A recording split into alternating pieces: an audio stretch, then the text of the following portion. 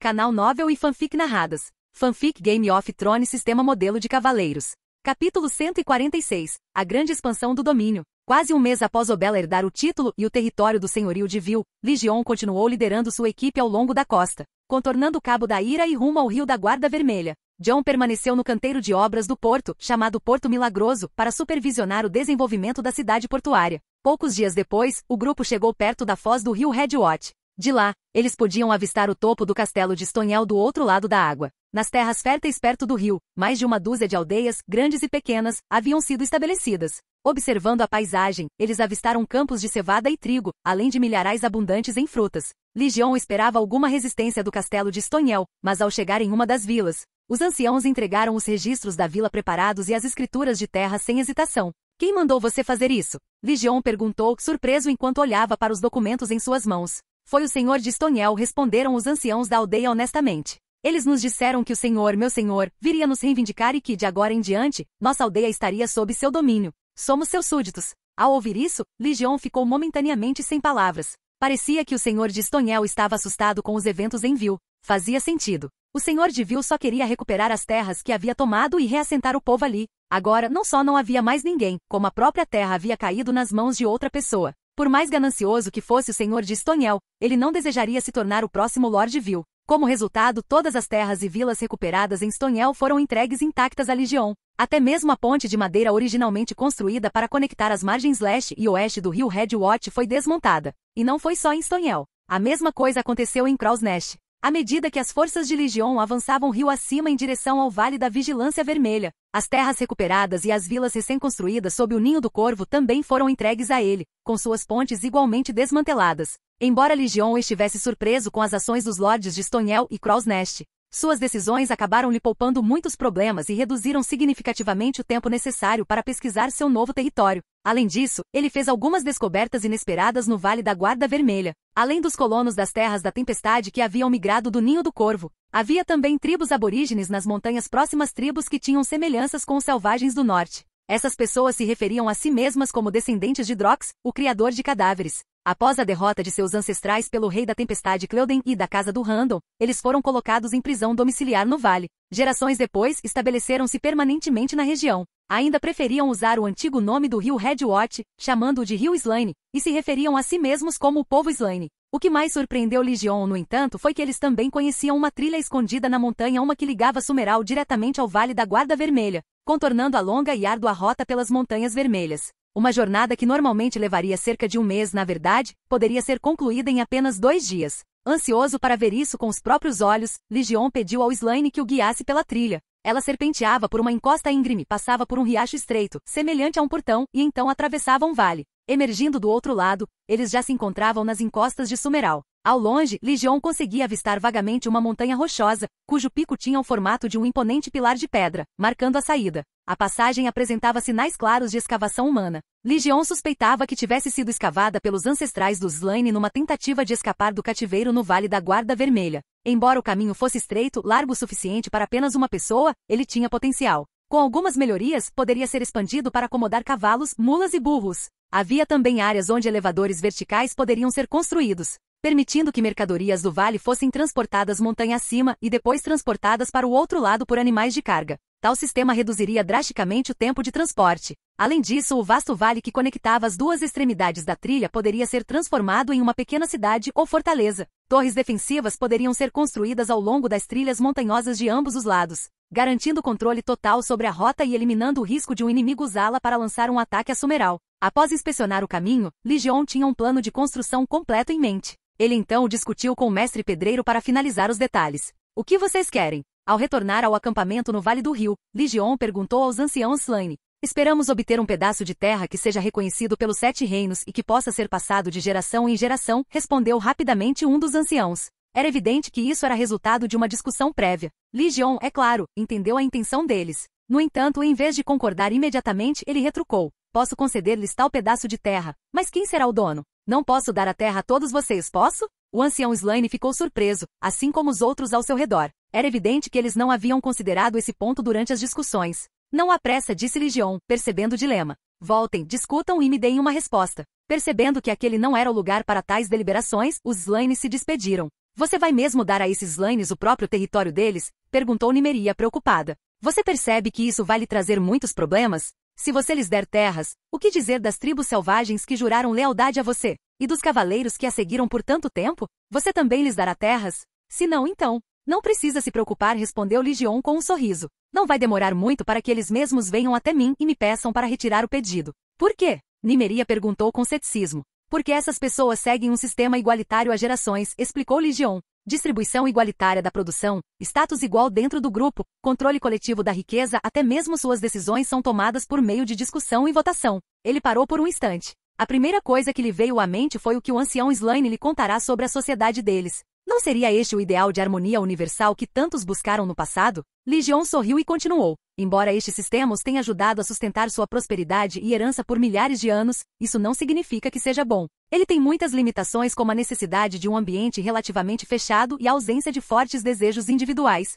No momento em que alguém desenvolve ambições além do consenso do grupo, é como jogar fogo no óleo. Eventualmente, tudo vai queimar. Neste momento, a questão da propriedade da terra e da governança é a faísca que foi acesa. Com essas palavras, uma imagem de pessoas consumidas pelas chamas passou pela mente de Nymeria, e ela não conseguiu evitar franzir a testa. A previsão de Ligion se mostrou precisa. Poucos dias depois, os Slanes irromperam em uma feroz luta interna sem nenhum aviso aparente. Foi como se séculos de desejos reprimidos tivessem repentinamente irrompido. Em uma única noite, mais de 100 pessoas pereceram, uma perda imensa para um povo já pequeno em número. Todos os anciões foram mortos, a maioria pelas mãos daqueles mais próximos. Pela manhã, os sobreviventes estavam entre os cadáveres, ouvindo os gritos angustiados dos feridos. O horror do que havia acontecido finalmente se fez presente. Alguns, dominados pela culpa e pela dor, tiraram a própria vida, reduzindo ainda mais o número de mortos. Após o desastre, os Slanes restantes procuraram Ligion mais uma vez. Desta vez, não mencionaram terras. Em vez disso, apenas pediram realocação, desejando se estabelecer em outro lugar.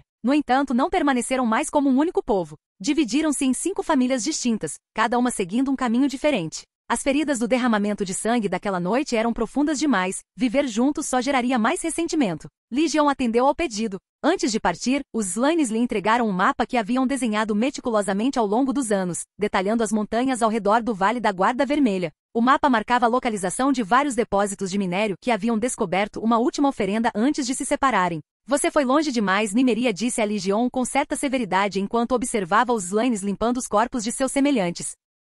Ligion não respondeu ao comentário de Nymeria, apenas observando a situação diante dele com calma e distanciamento. Com o Vale da Vigilância Vermelha agora sob seu controle, sua inspeção do território estava completa. Meio mês depois, ele e Nymeria retornaram a Tumbleton e começaram os preparativos para a mudança. Logo após seu retorno, a cidadela aprovou seu pedido e enviou Mestre Thorne para servir como conselheiro. No entanto, o que Ligion não previu foi que Mestre Thorne não chegaria sozinho, ele estava acompanhado por uma dúzia de mestres assistentes. Isso não foi um ato de generosidade da cidadela, mas uma jogada estratégica. O território de Ligion apresentava uma oportunidade rara. Uma vasta região com inúmeros castelos, cidades portuárias e vilas que precisavam ser construídas. A cidadela viu isso como a oportunidade perfeita para ganhar experiência e coletar dados arquitetônicos. Ligion não tinha objeções. Afinal, qualquer construção exigia sua aprovação, e ele jamais aprovaria projetos que se afastassem muito de sua própria visão. Em sua opinião, mestres habilidosos em arquitetura, mesmo que fossem apenas assistentes, eram um recurso valioso. Ele tinha 3 grandes projetos em andamento: o Castelo de Sumeral, o Porto dos Milagres e o Castelo da Guarda Vermelha, no Vale da Guarda Vermelha. Originalmente, Ligion pretendia financiar apenas 2 projetos de construção simultâneos. No entanto, como a Igreja da Fé dos Sete estava disposta a contribuir financeiramente para o desenvolvimento de seu território, ele não viu motivo para recusar. Com amplo financiamento, ele não tinha preocupações em gerenciar a construção em 3 canteiros de obras ao mesmo tempo, ou até mesmo expandi-la para 4 ou 5, se necessário. A escala do desenvolvimento deixou uma coisa clara: a população atual do território de Ligion era insuficiente. Ele não teve escolha a não ser recrutar refugiados de lugares como o Porto Real. Embora os 7 reinos tivessem sofrido com o catastrófico frio extremo, havia surpreendentemente poucos refugiados. Aqueles que estavam fracos demais para suportar pereceram nas condições congelantes, restando apenas um punhado que conseguiu sobreviver e chegar às grandes cidades. Mesmo em cidades como Porto Real, muitos pobres sucumbiram ao frio, reduzindo drasticamente o número de deslocados disponíveis para recrutamento. No entanto, as preocupações de Legion com a mão de obra duraram pouco. Quando anunciou o recrutamento de trabalhadores para a construção do Porto dos Milagres e do Castelo de Sumeral, os septos da fé dos Sete, espalhados por todo o país, convocaram os pobres a migrarem para seu território e participarem da obra. Nas camadas mais baixas da sociedade, havia inúmeros seguidores devotos da fé dos Sete. Sob a influência dos septões, trabalhar na construção do Castelo de Sumeral e do Porto dos Milagres foi enquadrado como um ato de redenção. Como resultado, uma enxurrada de pessoas empobrecidas de todos os cantos do reino chegou ao território de Legion, preenchendo a lacuna de mão de obra. Mais importante ainda, a maioria desses trabalhadores não precisava de salário, apenas comida e abrigo. Ao perceber isso, Legion passou a ter uma atitude cautelosa em relação à Igreja dos Sete. Era uma espada de dois gumes, uma entidade que, se bem manejada, poderia abater inimigos com facilidade, mas, se mal manejada, poderia facilmente se voltar contra ele. Embora sua colaboração atual com a Igreja fosse tranquila, ele precisava levar em conta a possibilidade de conflitos futuros. Precisava estabelecer sua própria influência dentro da fé, em vez de depender apenas da cooperação. Assim, antes do início da construção de seu castelo e cidade portuária, Legion propôs o estabelecimento de 2 novos septos, um nas ruínas de Sumeral e o outro na Ponte dos Ossos, perto do Porto dos Milagres. Ele os batizou de Septo dos Milagres e Septo da Redenção, e solicitou que a fé dos Sete enviasse septões e homens santos para supervisionar seus assuntos. A fé dos Sete aprovou a iniciativa de Legion e o tinha em alta conta. Em reconhecimento, concederam-lhe o título de septão mais devoto do Septo da Redenção. É claro que se tratava apenas de uma posição cerimonial, a governança efetiva do septo permanecia nas mãos dos 2 septões. Nenhum lorde jamais havia possuído o título de mais devoto antes, mas como Legion era o escolhido dos 7, uma exceção foi feita. Além disso, a Igreja viu isso como um teste da reação do Trono de Ferro, se a coroa os acusaria de interferir em assuntos seculares. Como a Igreja esperava, o Trono de Ferro permaneceu em silêncio. Embora seu título de mais devoto fosse nominal, isso não significava que Legion fosse impotente.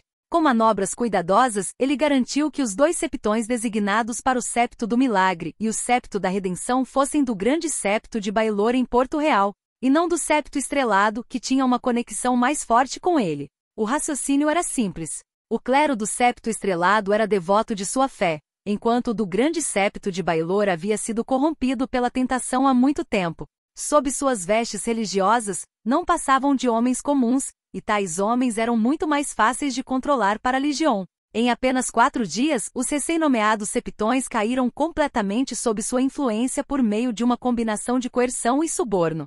Com a cooperação deles, a maior parte do clero dos 2 septos tornou-se seus seguidores leais. Aqueles do Grande Septo de Baelor e de outros septos que resistiram foram marginalizados, tornando-se irrelevantes, ou acusados de crimes forjados e enviados de volta aos seus locais de origem.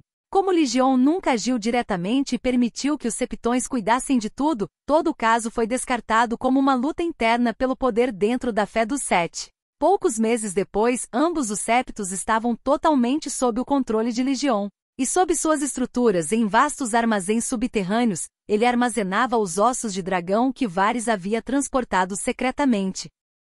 Capítulo 147. O Filho Escolhido. São estes os ossos dos dragões? Os ossos da Fortaleza Vermelha? No depósito subterrâneo do Septo da Redenção, Septão Húlen olhou em choque para os ossos de dragão empilhados à sua frente, iluminados pela luz bruxuleante da tocha. Incapaz de conter sua descrença, virou-se para Legion e perguntou. No entanto, ao desviar o olhar, ele notou a irmã Melessa, a mãe da casa-mãe do Septo da Redenção, e o ancião Colin, o chefe do Septo Silencioso, parados ao lado de Legion. Suas expressões eram frias e indecifráveis. Imediatamente o Septão Húlen silenciou, recuando para o lado como um servo obediente. O Septo da Redenção havia sido construído sobre as ruínas de Sumeral. Embora todas as estruturas da superfície de Sumeral tivessem sido destruídas pelo fogo, as fundações subterrâneas permaneceram intactas, facilitando significativamente a construção. Em contraste, o Septo dos Milagres em Miracle Harbor havia acabado de lançar suas fundações, enquanto os prédios principais do Septo da Redenção já estavam concluídos, restando apenas as decorações finais e as estátuas dos 7 deuses. Além do Septo da Redenção principal, todo o complexo abrangia uma casa-mãe para as Irmãs Sagradas e um septo silencioso para os sacerdotes.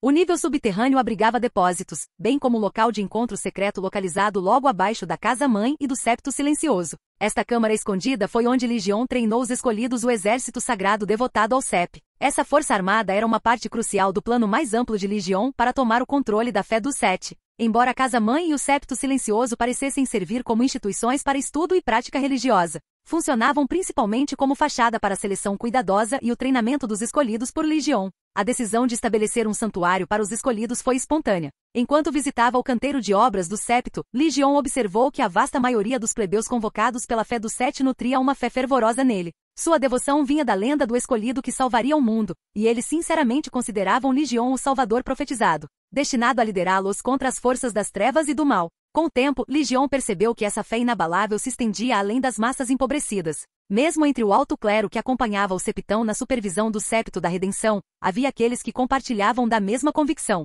Entre eles, os dois mais devotos eram Melessa, a chefe da casa-mãe, e o ancião Colin, o líder do septo silencioso. Melessa não fazia parte do clero do grande septo de Baelor. Ela vinha do septo estrelado, onde já havia ascendido ao cargo de mãe da casa-mãe. Era também a única arcebispa mulher dentro da fé dos Sete, servindo como uma dos 7 juízes da igreja, um posto logo abaixo do de septão do septo estrelado. Sua fé em Legion havia sido despertada anos antes, quando ele massacrou piratas nascidos no ferro em frente ao septo estrelado. Na ocasião, ela estava na casa-mãe próxima e testemunhou a batalha em primeira mão. Naquele momento, ela foi tomada pela ilusão de que Legion era a personificação viva do guerreiro. Foi ela quem mais tarde convenceu o septão do septo estrelado a se aliar a Legion, posicionando-o como guerreiro escolhido dos deuses. Com o tempo, o papel de Legion evoluiu de escolhido do guerreiro para escolhido dos 7 deuses, e os milagres que ele realizou superaram em muitas expectativas de Melessa. Quanto mais ela testemunhava, mais se convencia de que sua crença inicial de que Legion era o escolhido do guerreiro havia sido uma revelação divina. Mais tarde, ela participou do grupo de avaliação de milagres que viajou para Miracle Harbor para examinar os supostos milagres manifestados em Glory.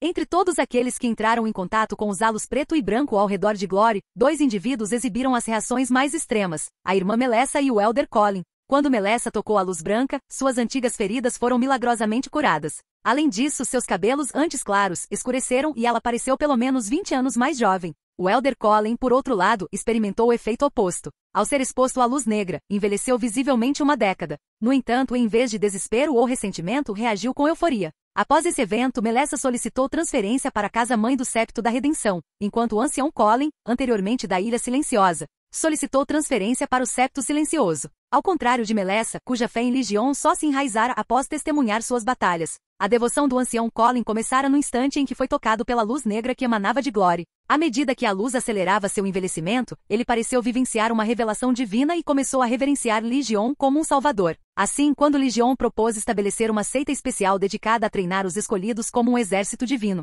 tanto Melessa quanto Colin abraçaram a ideia de todo o coração, assumindo a responsabilidade de selecionar e treinar esses guerreiros da fé. Ao mesmo tempo, sua tarefa também incluía supervisionar o septão do septo da redenção para evitar que o septão Hulen perdesse a paciência repentinamente e agisse irracionalmente. Septão Hulen tinha grande respeito pelos dois, enquanto eles estivessem presentes, ele se conteria. São todos os ossos de dragão da coleção da Fortaleza Vermelha. Malor acompanhou Legion até o armazém subterrâneo. Ela observou os ossos de dragão que ocupavam todo o espaço e perguntou. Ainda não. Legion balançou a cabeça. Isso é menos de 1/3. Muitos dos ossos de dragão estão temporariamente armazenados em Tumbleton. Serão transferidos assim que o depósito subterrâneo do septo milagroso estiver concluído. Além disso, alguns dos ossos de dragão maiores nos porões da Fortaleza Vermelha são impossíveis de transportar, como os de Balerion, o Terror Negro, e Vagar, o Esmagador. A menos que sejam quebrados em pedaços, movê-los sem chamar atenção está fora de questão. Se eu precisar usá-los, talvez tenha que ir para a Fortaleza Vermelha. A igreja também possui alguns ossos de dragão.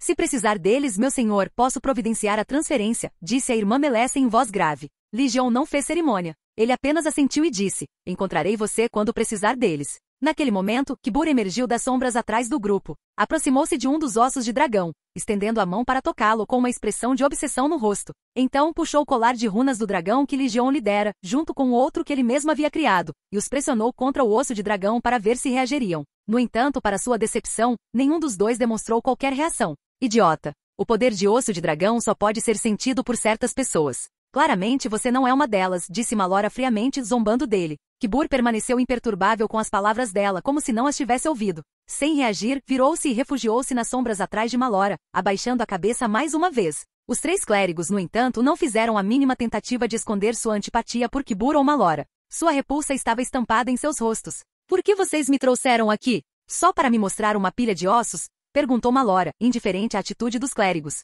Ela já havia se acostumado aos olhares de desprezo e julgamento deles em Vila Velha. Vocês não queriam ver algo relacionado a poderes mágicos? Respondeu Ligion com um sorriso, virando-se para Melessa e os outros. Vocês são pessoas em quem confio. Não importa o que testemunhem aqui, não contem a ninguém. Guardem para vocês. Obedeceremos ao seu comando, meu senhor, respondeu o grupo imediatamente. Os olhos de Malora brilharam com as palavras de Ligion, e sua respiração ficou um pouco mais pesada de excitação. Atrás dela, Kibur se endireitou, levantando a cabeça da posição curvada. Ligion aproximou-se de um crânio de dragão, sentou-se de pernas cruzadas e colocou as mãos sobre ele. Sem emitir um som, Glória emergiu das sombras, acomodando-se atrás de Ligion e deitando-se para que ele pudesse se encostar nele. Ao fazê-lo, seu pelo tornou-se branco puro, emitindo ondas de luz suave e brilhante. No momento em que o pelo de Glória mudou de cor, a irmã Melessa juntou as mãos em oração e começou a recitar o que a mãe te abençoe. Os outros 2 clérigos curvaram a cabeça em reverência, com expressões repletas de profunda piedade. O crânio de dragão nas mãos de Ligion não era particularmente grande, apenas um pouco maior que a cabeça de um cachorro e um tanto deformado, provavelmente pertencendo a um jovem dragão que havia morrido na infância. Mas independentemente de sua deformidade, um crânio de dragão ainda era um crânio de dragão e continha uma magia poderosa. Ligion, tendo passado meses se preparando para este momento, não hesitou mais, baseando-se no conhecimento adquirido nas memórias do Cavaleiro Banido. Ele facilmente ativou o poder residual de um ritual de comunhão dracônica anterior dentro de si, formando uma runa de dragão especificamente destinada ao ritual. No momento em que a runa do dragão tomou forma, Ligion sentiu uma força poderosa vindo de dentro de seu corpo, instantaneamente extraindo a magia contida no osso do dragão em suas mãos. Ao mesmo tempo, assim como Glória devorava a energia dos espíritos vingativos, a runa do dragão sugava o poder de todos os ossos do dragão ao redor. Aos olhos de Malora e dos outros, eles viram Ligion segurar o osso de dragão por apenas um instante, antes que ele se desfizesse em pó, como se esmagado por uma força invisível. Quase simultaneamente, quase metade dos ossos de dragão que ocupavam o depósito também se desintegraram em pó. Enquanto permaneciam em silêncio, maravilhados com a cena diante deles, de repente sentiram a temperatura ao redor deles aumentar rapidamente, como se uma grande fogueira tivesse sido acesa no espaço subterrâneo fechado. Olha! Malora exclamou apontando para Ligion. Todos viraram os olhos para ele e viram um fogo intenso irromper em seu corpo. A Santa Irmã Melessa, em pânico, instintivamente correu para apagar as chamas, mas o ancião Colin a puxou de volta. Septão Hullen rapidamente a tranquilizou. Veja, o senhor não está queimado. Só então perceberam que, apesar das chamas intensas que o envolviam e iluminavam todo o armazém subterrâneo, nem o cabelo inflamável de Ligion nem suas roupas apresentavam qualquer sinal de queimadura. Até mesmo a forma maciça de Glory, contra a qual Ligion estivera encostado, permaneceu intocada pelo fogo. Em vez disso, a fera bocejou satisfeita e se enrolou no chão, aparentemente imperturbável. Este fogo é real ou uma ilusão? Kibur murmurou espantado, observando as chamas tremeluzirem. Ele hesitou, quase tentado a estender a mão e tocá-las, mas a razão o deteve no último instante. Em vez disso, rasgou um pedaço de pano e jogou-o no fogo que cercava Ligion. Diante dos olhos de todos, o tecido instantaneamente se transformou em cinzas e caiu no chão. Um suspiro coletivo tomou conta do armazém. Então as chamas se moveram. Começaram a se transformar em uma série de imagens indistintas e sinistras, crânios de dragões gigantes. Todos os crânios espectrais de dragões inclinaram a cabeça para trás, com as bocas abertas como se rugissem em direção aos céus, esforçando-se para se projetar para fora. No entanto, uma força invisível dentro do fogo os impedia. Cada vez que tentavam se libertar, eram arrastados de volta para as chamas, e sua luta se repetia indefinidamente. Observando isso, Septão Hullen, com a imaginação correndo solta, não pôde deixar de especular. Será que o Senhor está usando o poder concedido pelos 7 deuses para prender as almas dos dragões remanescentes dentro do osso do dragão? Sim, você está certa, concordou a Santa Irmã Melessa. O Elder Colin, de pé ao lado deles, assentiu em aprovação silenciosa. Mas enquanto os outros viam apenas as chamas mutáveis e ilusões espectrais, a linhagem única de Malora permitiu que ela percebesse muito mais. Aos seus olhos, o fogo não se originava de Ligion. Em vez disso, vinha do próprio chão do armazém subterrâneo, como se as chamas sempre tivessem estado ali, adormecidas até então. E os crânios de dragão, que os outros acreditavam estar rugindo ou lutando contra a contenção de Legion, não estavam resistindo a ele. Em vez disso, emergiam de dentro dele, consumindo fogo ao redor com uma fome voraz. Para ela, Legion não era mais humano. Ele havia se transformado em uma monstruosa cabeça de dragão, adornada com chifres assustadores, devorando as chamas. A visão durou apenas um breve momento antes de desaparecer, mas o calor não diminuiu. Pelo contrário, intensificou-se. Em poucas respirações, aqueles que ainda estavam no armazém sentiram como se chamas queimassem dentro de seus peitos. Dominados pela sensação, não tiveram escolha a não ser recuar. Estranhamente, assim que cruzaram a soleira, uma força invisível pareceu selar o calor lá dentro. Do lado de fora do armazém, o ar estava fresco e refrescante, e eles instantaneamente se sentiram normais novamente. Sentindo-se seguro novamente, Kibur não perdeu tempo. Avidamente tirou o saco das costas e o vasculhou, recuperando uma variedade de dispositivos bizarros e intrincados. Sem hesitar, moveu-se para colocá-los dentro do armazém, ansioso para ver que reações provocariam. Nesse momento, o Elder Colin deu um passo à frente e agarrou a mão de Kibur, impedindo-o de prosseguir. Mestre, espero que não perturbe o escolhido, disse a Santa Irmã Melessa em voz baixa, com o olhar voltado para Kibur cheio de desaprovação. Posso garantir que o teste de Kibur não alarmará Legion, interrompeu Malora. Ela parecia familiarizada com os dispositivos que Kibur havia retirado, e a curiosidade sobre os resultados a levou a testar a favor dele. Septão Hulen, que havia passado um tempo considerável lidando com Malora, falou em voz baixa, Irmã Melessa, Ancião Colin. Lady Malora é a conselheira mais importante do Senhor. Ela jamais faria algo que pudesse prejudicar o Senhor. O Elder Colin refletiu sobre as palavras de Hulen por um momento antes de soltar a mão de Kibur. A Santa Irmã Melessa, embora ainda descontente, optou por não insistir no assunto. Kibur não prestou atenção aos que o cercavam. Assim que sua mão se soltou, ele retomou seu teste inacabado sem hesitar. O ritual da comunhão dos dragões continuou por quase 4 dias e 4 noites. Dos 5 presentes, eles se revezaram para sair e descansar na superfície, exceto Kibur. Ninguém confiava nele o suficiente para deixá-lo sozinho do lado de fora do armazém subterrâneo. Os ossos de dragão dentro do armazém não foram apenas devorados no início do ritual, mas continuaram a ser consumidos durante todo o ritual, até que restaram apenas algumas dezenas ao longo da parede interna. Não havia dúvida de que este ritual havia consumido uma quantidade sem precedentes de ossos de dragão, dezenas, talvez até centenas de vezes mais do que o primeiro. A comunhão anterior exigirá apenas uma caixa. Agora, um vasto armazém inteiro havia sido reduzido a pó. Era assustador imaginar quantos ossos de dragão seriam necessários para o próximo ritual. Por fim, quando os ossos de dragão pararam de se desintegrar, o calor escaldante dentro do armazém começou a diminuir. O ancião Colin, que esperava do lado de fora, e Kibur, que monitorara a situação incansavelmente por 4 dias e 4 noites, imediatamente perceberam a mudança e se moveram para entrar. Após confirmarem que tudo estava bem, eles se aproximaram de Legion. Naquele momento ele abriu os olhos, examinando a espessa camada de pó de osso de dragão que cobria o chão. Levantando-se, limpou a poeira antes de se virar para os 2 homens. Quantos dias se passaram?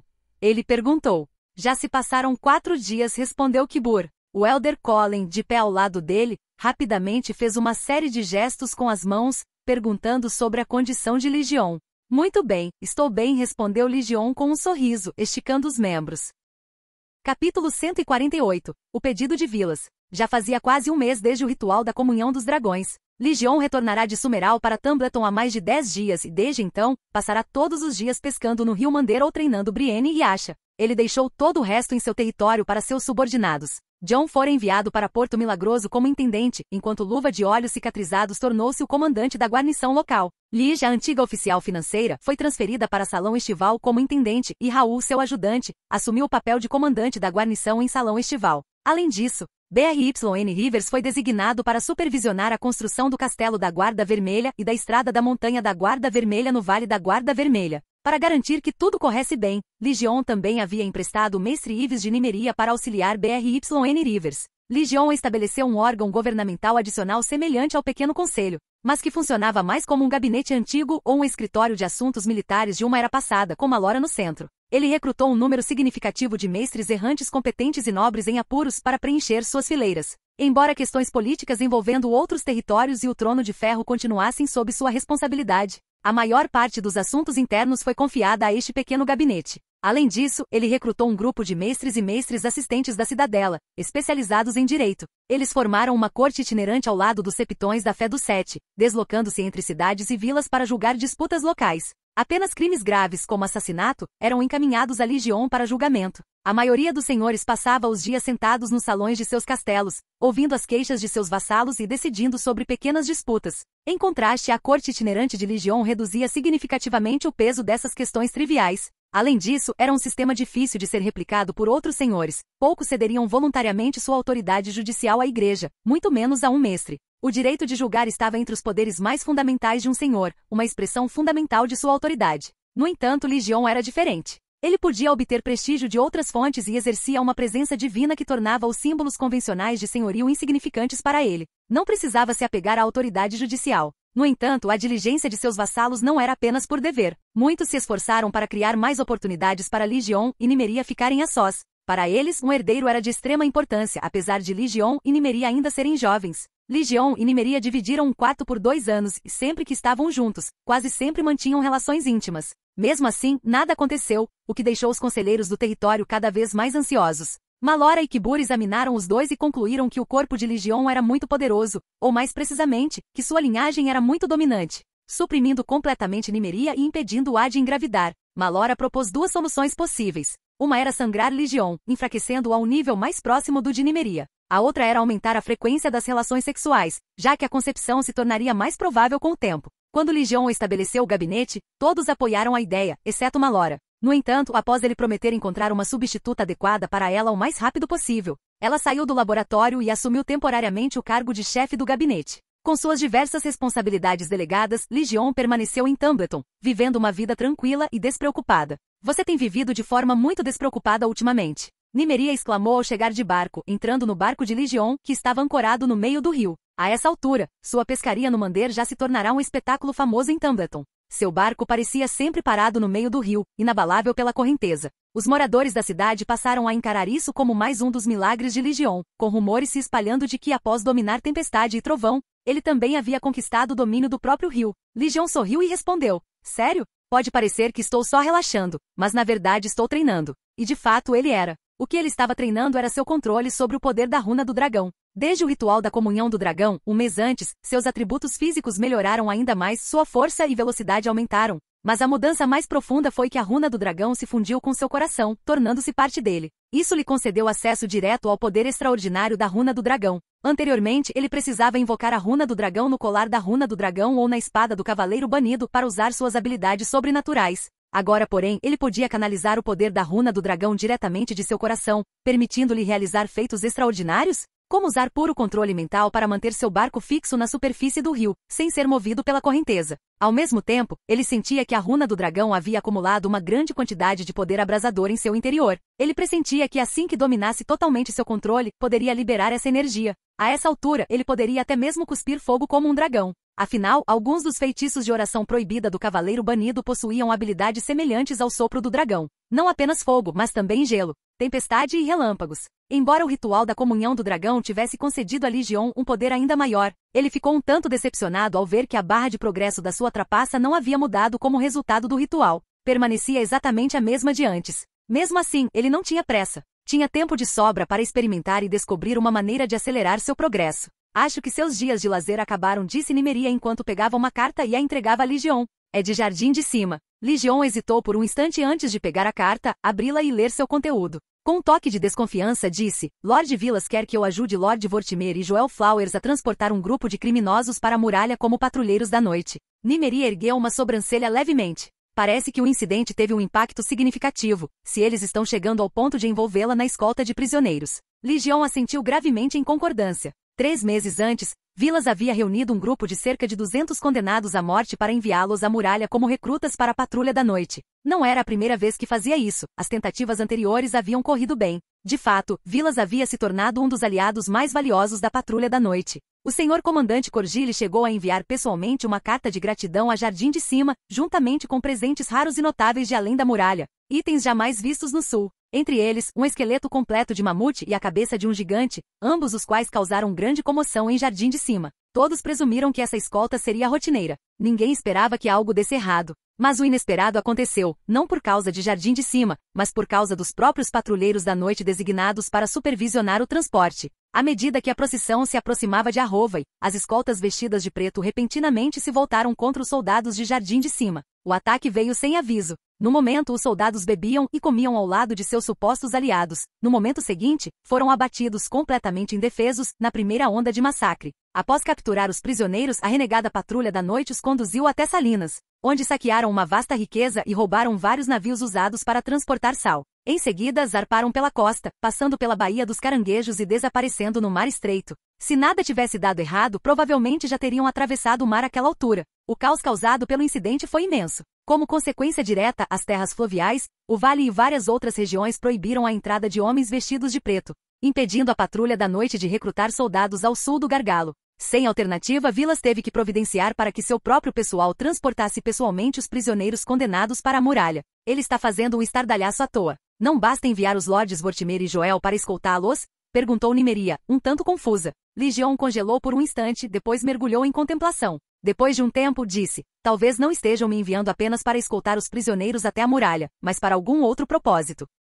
Outro assunto? Nimeria pegou a carta das mãos de Ligion, examinando seu conteúdo. Não menciona mais nada. Assim que ela terminou de falar, o grito de uma águia ecoou no céu. Uma águia marinha de penas brancas e coroa vermelha desceu graciosamente, pousando na borda do barco de Ligion. A águia soltou 2 gritos agudos para Ligion antes de sacudir o pequeno saco de pano amarrado em seu pé. Lord Vilas. Ao ver esta peculiar águia marinha, Ligion imediatamente pensou em Olan Reed usando corvos para entregar mensagens. Os olhos da águia marinha brilharam com uma expressão de surpresa, como se estivesse surpresa por Ligion ter reconhecido seu propósito. Então ela gritou mais 2 vezes e assentiu. Sem hesitar, Ligion estendeu a mão e desamarrou o saco de pano do pé da águia. Assim que a bolsa foi retirada, a águia não se demorou. Com um bater de asas poderoso, voou de volta para o céu e desapareceu. Lord Vilas é um troca-peles? Nimeria perguntou surpresa, tendo testemunhado toda a cena. Talvez, respondeu Ligion, embora suspeitasse que as habilidades de Vilas fossem mais fortes do que as de um troca-peles comum, talvez comparáveis às de um vidente verde. Ligion tirou um pedaço de papel dobrado da sacola de pano, desdobrou-o cuidadosamente e leu seu conteúdo.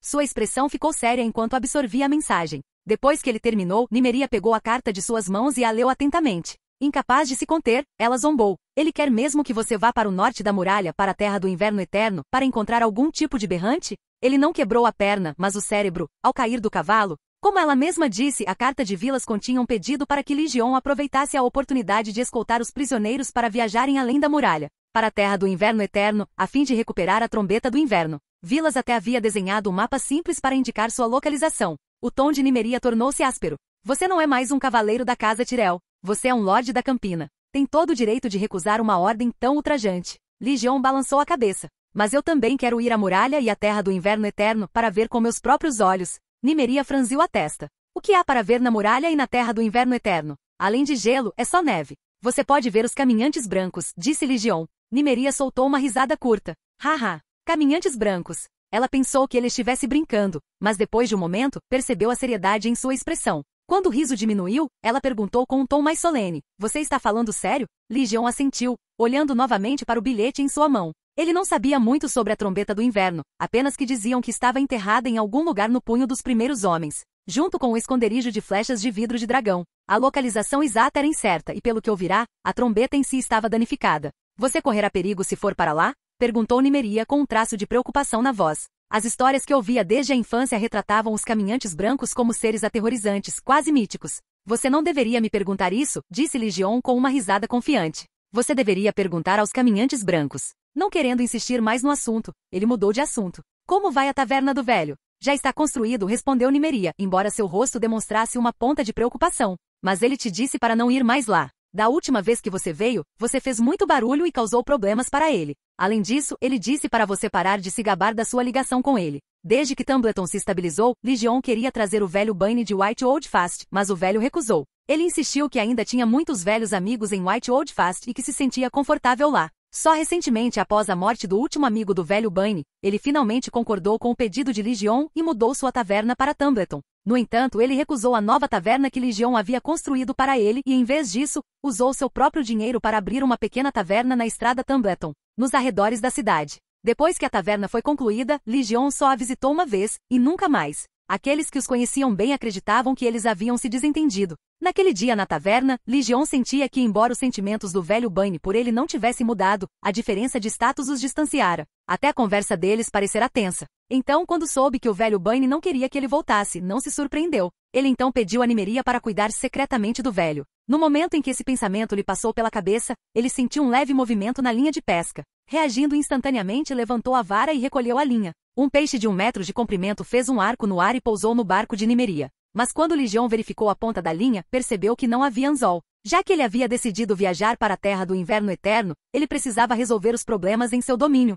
Legion imediatamente enviou corvos aos gerentes e comandantes de guarnição de cada região, informando-os de que havia aceitado a missão de Vilas de escoltar um grupo de prisioneiros até a muralha. No entanto, não mencionou que planejava ir além da muralha. Como todas as responsabilidades já haviam sido atribuídas às pessoas certas, não havia muito mais a ser instruído. Sua mensagem final afirmava que enquanto ele estivesse fora, Nimeria supervisionaria o domínio. Nenhum de seus conselheiros se opôs à sua decisão. Não era a primeira vez que Nimeria presidia assuntos em sua ausência. De fato, muitas pessoas não viam distinção entre seus dois reinos, Nimeria e Legion governavam como um só. E no futuro, quando tivessem um filho, esse filho provavelmente seria o único herdeiro de ambos os reinos, unindo-os legalmente.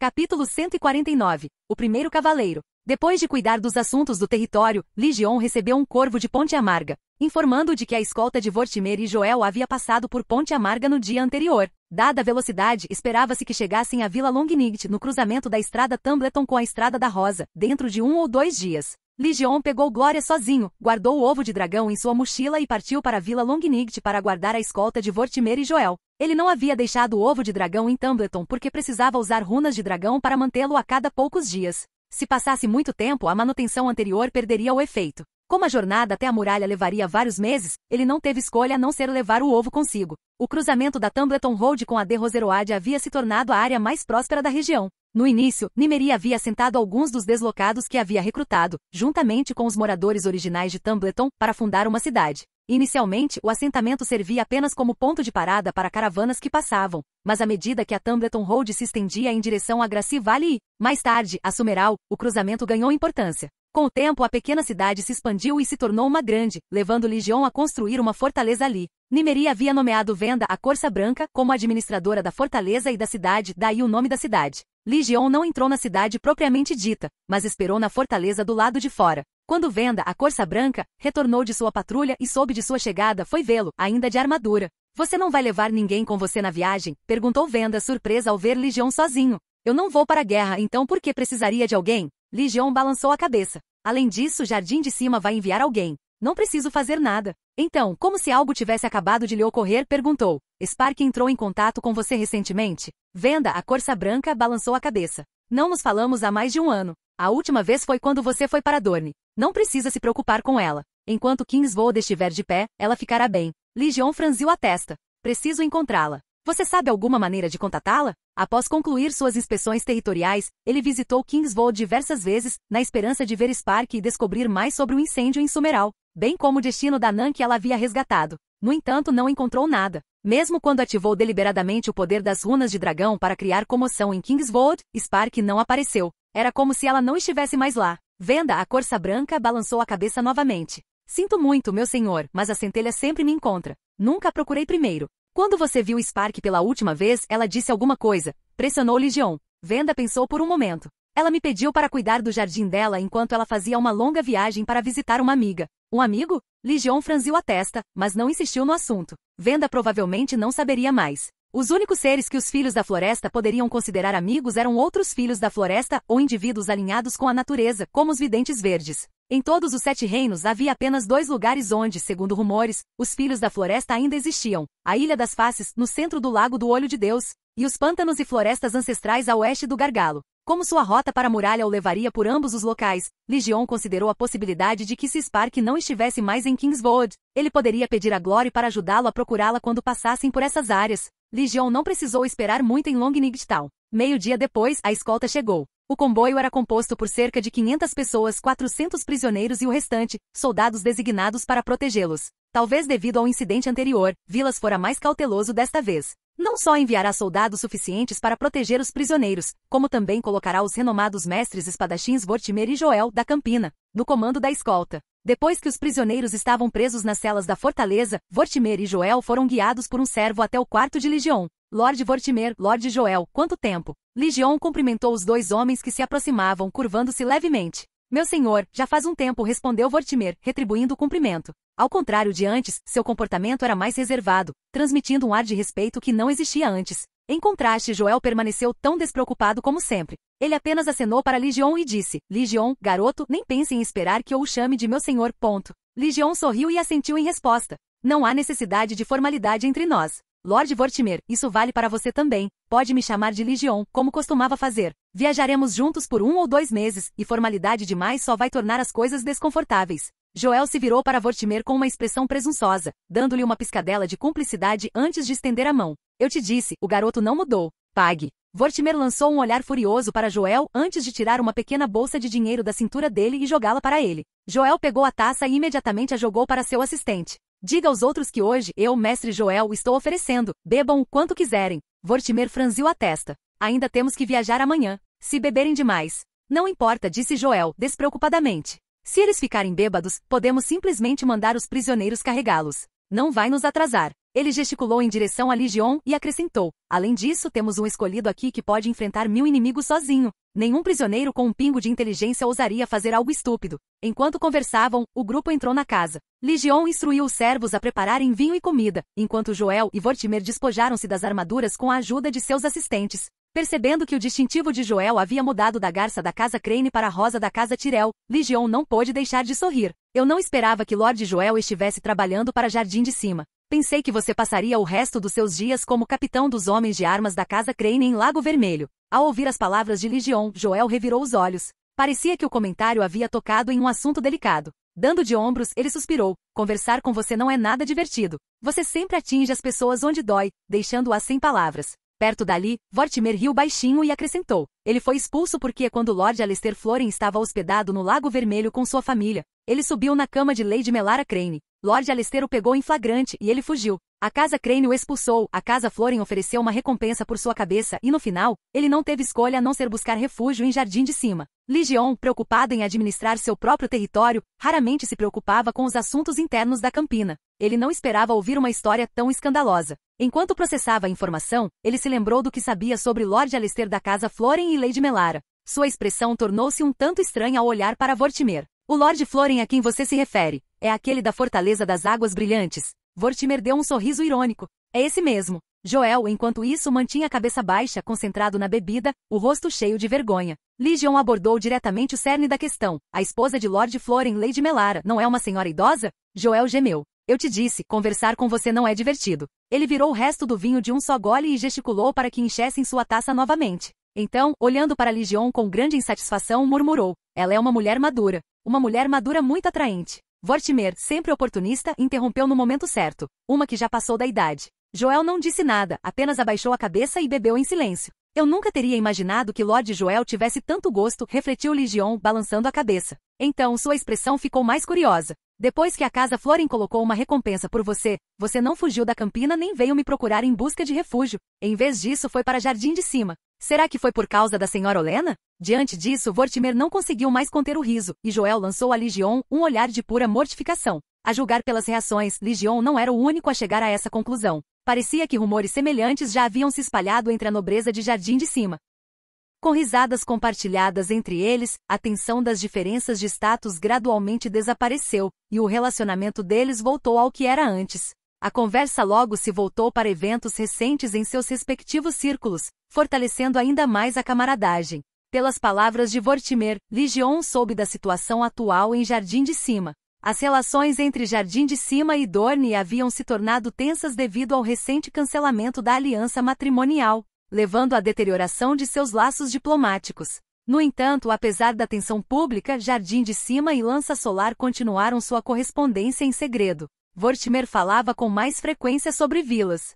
Desde que Vilas ficará paralisado, Vortimer, como mestre de armas de Jardim de Cima, assumirá o papel de capitão dos homens de armas de Vilas, garantindo sua proteção enquanto ele servia como oficial da lei em Jardim de Cima. Vilas ganhou o apelido de Bela Rosa de Ouro devido à sua capacidade de proferir julgamentos justos e equilibrados em disputas.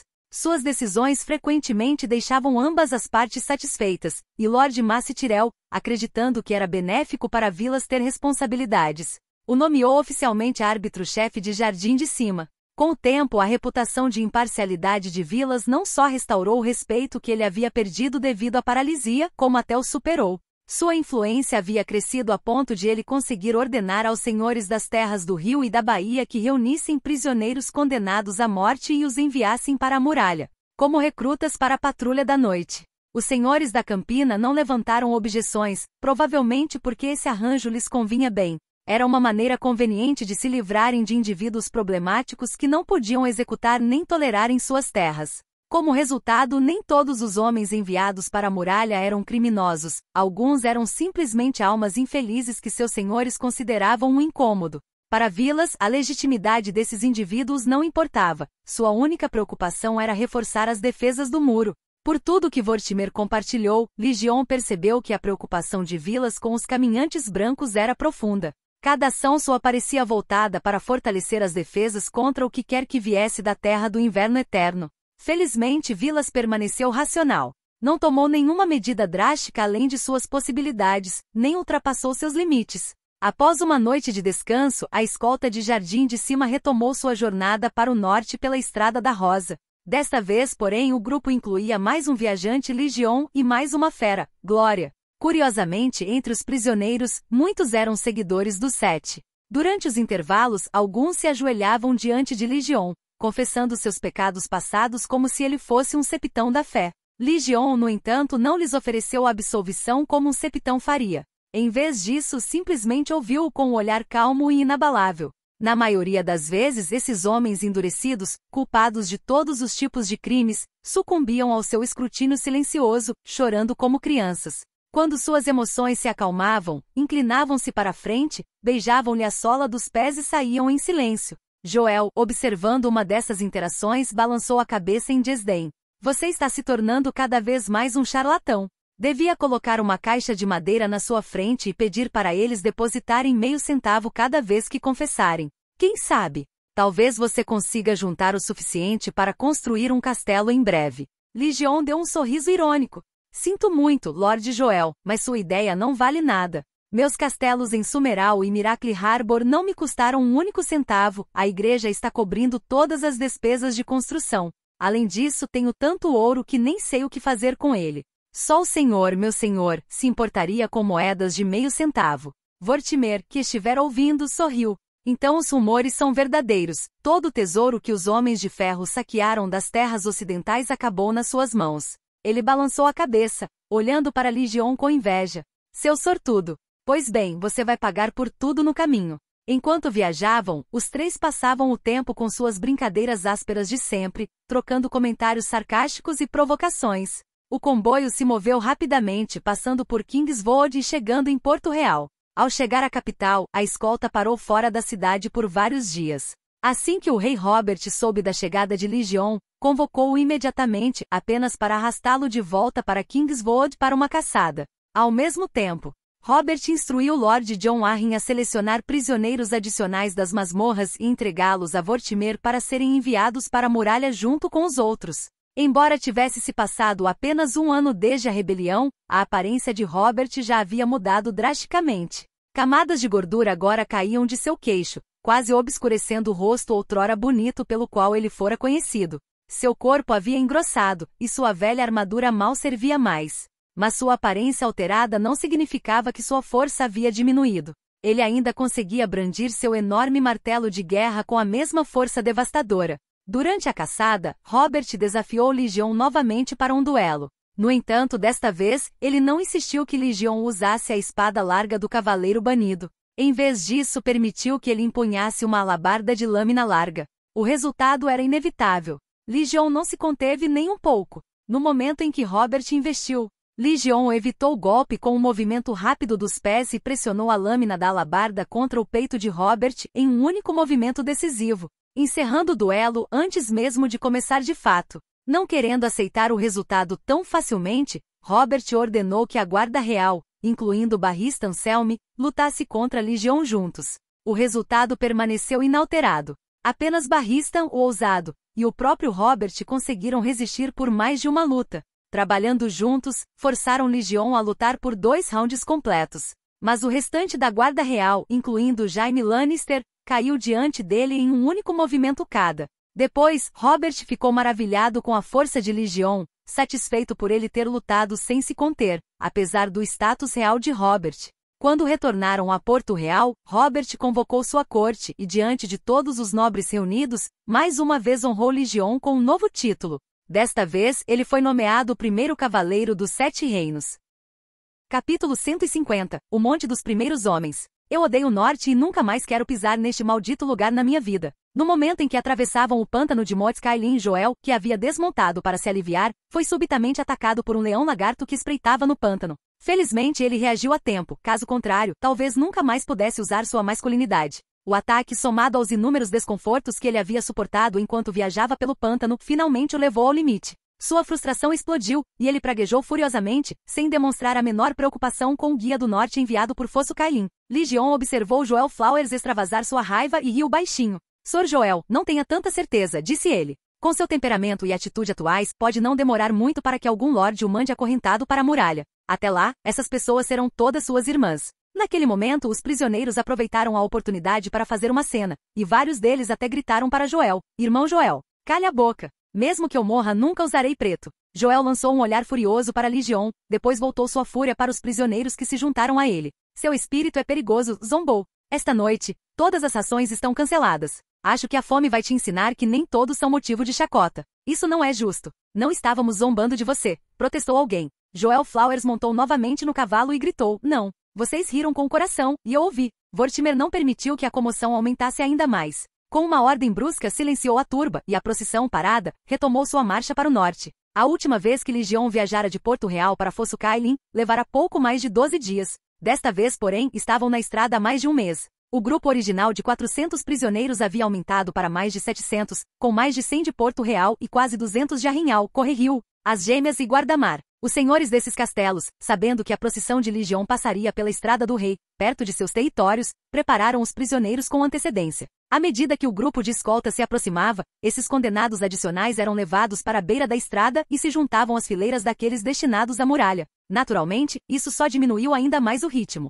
O lento progresso havia esgotado a paciência do grupo de escolta, e até mesmo Joel Flowers, que normalmente era despreocupado e ria fácil, ficou irritado com a jornada extenuante. Depois de finalmente deixar o pântano, a estrada tornou-se um pouco mais fácil de percorrer, mas por pouco. A outrora bem construída Estrada do Rei estava em ruínas, coberta de cascalho solto, mato alto e madeira podre. Dolinas haviam se transformado em poços escondidos, com suas aberturas escondidas sob a vegetação densa, tornando-as armadilhas mortais. Vários homens pisaram nela sem querer, alguns quebrando o pescoço com o impacto. Outros tiveram mais sorte, escapando com membros destroçados que os deixaram incapazes de andar. Vortimer pretendia inicialmente lidar com os feridos no local, mas Legion interveio. Ele viu uma oportunidade de testar a extensão da luz branca curativa de Glória em ferimentos externos. Diante dos olhares atentos da escolta e dos prisioneiros, os ossos quebrados das pernas, uma vez recolocados no lugar, começaram a se recuperar sob o brilho radiante de Glória. Embora não completamente curados, a melhora visível era inegável, deixando os espectadores boquiabertos. É este o lendário milagre da cura?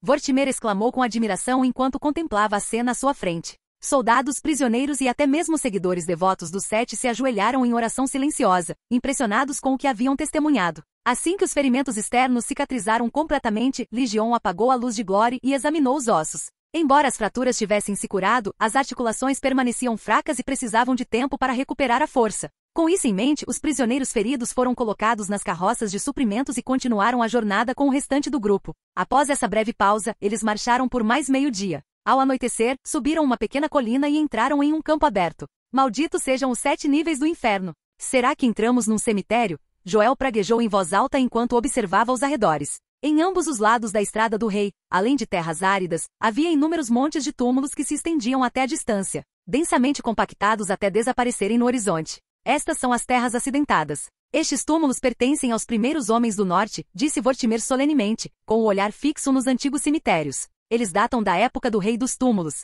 Antes da unificação do norte sob a casa Stark, poderosos clãs dos primeiros homens, o Rei Vermelho, o Rei Varg, o Rei do Pântano, governavam estas terras. O Rei Winter levou 1000 anos para conquistá-los todos, e agora, esses heróis de lendas antigas repousam nestes túmulos desolados. Vortimer, este é realmente o momento para sentimentalismos? Devo buscar uma harpa para você cantar como um bardo? Perguntou Joel, impaciente. Deveríamos encontrar um lugar decente para acampar. Não tenho intenção de passar a noite entre tumbas. Com isso, ele se virou para o guia de Fosso Cailin e perguntou: há algum lugar por aqui adequado para acampar? O guia permaneceu em silêncio por um momento antes de apontar para uma clareira ao pé da colina, cercada por túmulos. A grama pisoteada e desgastada sugeria que muitos viajantes já haviam acampado ali. Pelo 7, este é realmente o único lugar para acampar? Joel resmungou, e então perguntou: a estalagem mais próxima, o posto avançado ou até mesmo uma fortaleza em ruínas? Qualquer coisa com muros. O guia lançou-lhe um olhar vazio e gesticulou para o oeste. Atravesse o grande monte e caminhe por 8 dias, você chegará à Vila da Cascata.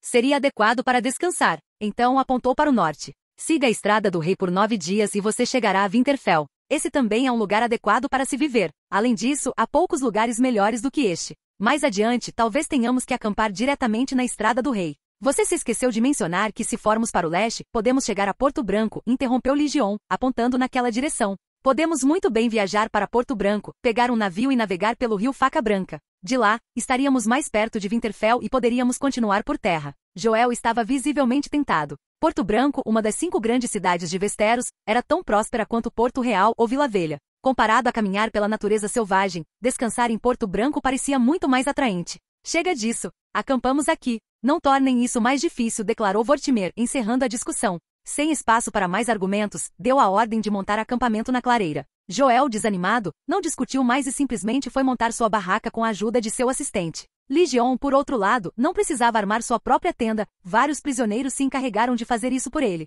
Ao longo do caminho, muitos se tornaram devotos a ele, tratando-o com reverência, assim como os septões e os fiéis no septo da redenção. Depois de inspecionar o acampamento, ele notou um poço d'água ao longe, além dos túmulos áridos. Pegou uma escova emprestada de um soldado, pegou Ebon pela guia e levou Glória até a piscina para limpar seus pelos cobertos de lama. A noite caiu rapidamente. Uma fogueira crepitava no acampamento, e os xingamentos de Joel puderam ser ouvidos novamente desta vez. Provavelmente devido à descoberta de que Vortimer havia encontrado e consumido todo o vinho que havia escondido. Embora o poço não estivesse longe do acampamento, os montes de sepulturas entre eles obscureciam tanto a visão quanto a audição. Do acampamento, o poço era quase invisível, e apenas ecos fracos de movimento podiam ser ouvidos. Uma fina camada de névoa branca pairava sobre a superfície da água, e a diferença de temperatura entre o dia e a noite a espessava, formando um véu fantasmagórico. O luar lançava um brilho sinistro sobre ela, fazendo a névoa se mover como um ser vivo. Ligion terminou de lavar Glória e Ebon, mas quando estava prestes a sair, notou algo estranho. A névoa acima do poço estava se formando de forma anormal,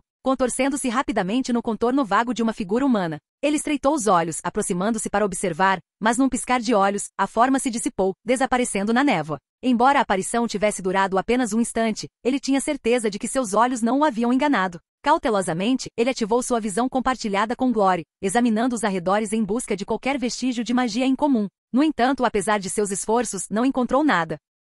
Ainda inquieto, ele retornou ao acampamento, trocou algumas palavras com os outros e entrou em sua tenda. Instruiu Glória a vigiar a entrada e, como parte de sua rotina, pegou o ovo de dragão e usou runas de dragão para preservá-lo. Depois de preservar o ovo de dragão por um tempo, Ligion não o guardou de volta na mochila. Em vez disso, segurou-o nos braços e adormeceu. Desta vez, ele dormiu profundamente. Assim que se deitou na cama de palha, caiu num sono profundo. Então ele percebeu que estava sonhando. Sim, mesmo dentro do sonho, sua mente estava notavelmente clara. Ele tinha plena consciência de que estava sonhando e conseguia pensar tão normalmente quanto se estivesse acordado. Isso o deixou perplexo.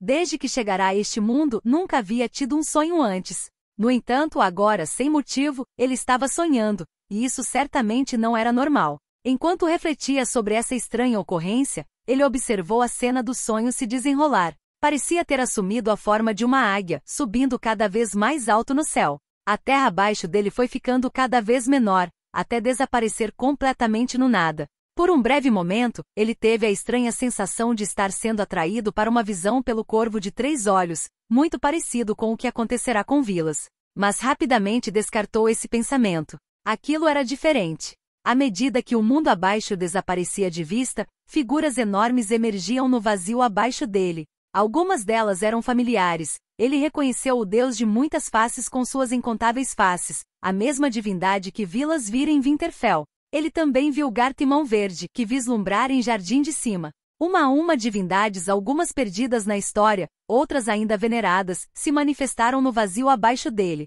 E bem no fundo, onde deveria estar a terra, jazia um ovo de dragão. Diferente de qualquer ovo de dragão que ele já vira, este era completamente transparente, sua casca aparentemente feita de pura luz. Dentro, um dragão adormecido se enroscava, e sua respiração fazia com que uma luz radiante pulsasse do ovo, iluminando as divindades reunidas.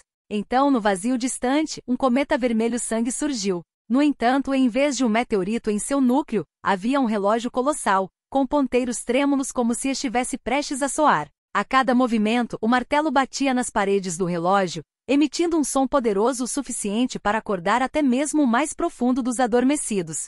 No entanto, o cometa vermelho estava muito longe do ovo de dragão para deixar seu som alcançá-lo. Naquele momento, a vaga figura humana que Legion vira perto do poço apareceu mais uma vez. Estendeu a mão e apontou em uma direção. Embora não houvesse um verdadeiro senso de direção no vazio, Legion instintivamente entendeu. A figura estava apontando para o leste. A figura então começou a gritar algo para ele, mas nenhum som chegou aos seus ouvidos. Ainda assim, estranhamente, ele pareceu compreender o significado. No momento em que tentava entender aquilo, a chuva começou a cair no vazio. As gotas atingiram seu rosto com uma sensação fria e tangível. Então, num instante, tudo se despedaçou. Legion acordou, sobressaltado de volta à realidade. Ainda estava dentro da barraca. O sonho, ou melhor, a visão, não passará de uma ilusão causada pela presença de Glory.